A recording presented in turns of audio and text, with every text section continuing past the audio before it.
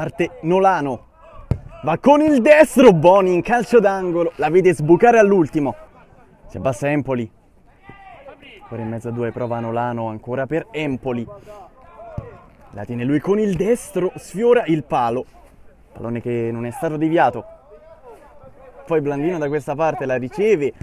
e prova ad andare via in mezzo a due, poi l'inserimento centrale, il tiro di Nolano e Boni in qualche modo ancora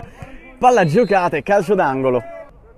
Boni che è stato ammonito ma ora è pronto, Nolano sul pallone,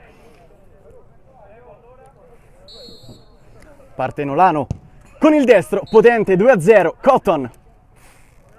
Dal giocatore del Testaccio che poi viene anticipato molto bene, fronte sinistro, possibilità da solo, c'è Zamperini che distrugge la traversa, poi ancora nuovamente la conclusione, palla fuori.